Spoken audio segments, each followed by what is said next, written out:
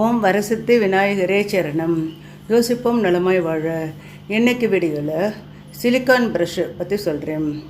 இது பார்க்குறதுக்கு rubber brush மாதிரி இருக்கும், ஆனால் ரப்பர் ப்ரஷ் கிடையாது. இது சிலிக்கான் ப்ரஷ்ஷு. ரப்பர்னு அடுப்பில் வச்சாக்கா உடனே உருகிடும், ஆனால் இது அந்த மாதிரி கிடையாது. சிலிக்கான் ப்ரஷ்ஷு உருகாது, மெல்ட் ஆகாது. இது எப்படி உபயோகப்படுது என்பதை பற்றி இந்த வீடியோவில் பார்க்கலாம். வாங்க வீடியோக்குள்ளே போகலாம். மாமூலாக தோசை ஊற்றும்போது ஃபஸ்ட்டு தோசை பிஞ்சு போயிடுது, ஆனால் சிலிக்கான் ப்ரஷ் யூஸ் பண்ணோன்னா ஃபஸ்ட்டு தோசை கூட பிஞ்சு போகாமல் இருக்கும். அடுப்பில் தோசைக்கல் வச்சுருக்கேன், ஒரு ஸ்பூன் எண்ணெய் ஊற்றினேன் சின்ன ஸ்பூனில். இப்போ தோசை திருப்பியால் நம்ம தேய்க்கிறோம். அப்படி தேய்க்கும்போது எண்ணெய் எல்லா இடத்துலையும் பரவாது, கொஞ்சம் இடத்துல மாத்திரம்தான் பரவும். இதே சிலிக்கான் ப்ரஷ்ஷில் தேய்ச்சி பாருங்கள், ஃபுல்லு எல்லா இடத்துலையும் எண்ணெய் பரவும். தோசைக்கல்லில் கூட எண்ணெய் நல்லா ஒட்டிக்கிட்டு இருக்கும். அதனால் நம்ம ஊற்றுற ஃபஸ்ட்டு தோசை கூட பிய்யாமல் வரும், நல்லா நீட்டாக இருக்கும். தோசை கூட முழுசாக வரும். சிலிக்கான் ப்ரஷ் அப்படிங்கிறதுனால தோசைக்கல்லில் இருக்கிற சூடுனால இது மெல்ட் ஆகலை, உருகி போகலை. ஏன்னா இது சிலிக்கான் ப்ரஷ்ஷு. இப்போ நான் தோசை ஊற்றுறேன் பாருங்கள். சூப்பர் மார்க்கெட்டில் கிடைக்கும். நான் கூட சூப்பர் மார்க்கெட்டில் தான் வாங்கினேன். சூப்பர் மார்க்கெட்டுக்கு போய் சிலிக்கான் ப்ரஷ் அப்படின்னு கேட்டிங்கன்னா கொடுப்பாங்க.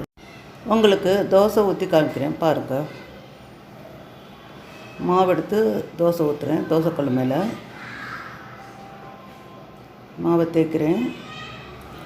தோசை சுற்றி கொஞ்சம் லைட்டாக எண்ணெய் ஊற்றுறோம். கொஞ்ச நாள் வெயிட் பண்ணலாம். இப்போ திருப்பி போட்டு காமிக்கிறேன் எப்படி இருக்குன்னு பாருங்கள். தோசையை திருப்பி போடுறேன் பாருங்கள், பிய்யாமல் இருக்குது. முதல் தோசை கூட பிய்யாமல் நல்லா நீட்டாக வந்திருக்கு, பிஞ்சு போகல. வெந்த பிறகு இந்த தோசையை எடுத்து பிளேட்டில் போடுறேன். தோசை முழுசாக வந்திருக்கு, ஃபஸ்ட்டு தோசை கூட. இதுக்கு சட்னி வச்சுருக்கேன் சாப்பிட்றதுக்கு, சைட் டிஷ்ஷு. அடுத்து இதே மாதிரி குழிப்பணியாரம் செய்யும்போது கூட இந்த ப்ரெஷ்ஷை வச்சு இப்படி நல்லா தேய்ச்சிட்டோன்னா, எண்ணெய் ஊற்றிட்டு இந்த மாதிரி தேய்ச்சிடணும். தேய்ச்சிட்டு அதுக்கப்புறம் மாவை ஊற்றினோன்னே குழிப்பணியாரம் சுலபமாக எடுக்கிறதுக்கு ஈஸியாக வரும், நல்லா இருக்கும், முழுசாக இருக்கும் குழிப்பணியாரம். ஒரு கையில் செல்ஃபோன் வச்சுட்டு வீடியோ எடுக்கிறேன், இன்னொரு கையால் மாவு ஊற்றுறேன். அதனால் கொஞ்சம் மாவு அப்படி இப்படியே டிஸ்டர்ப் ஆகுது. திருப்பி போடும்போது பாருங்கள் எவ்வளோ ஈஸியாக திருப்பி போட முடியுது.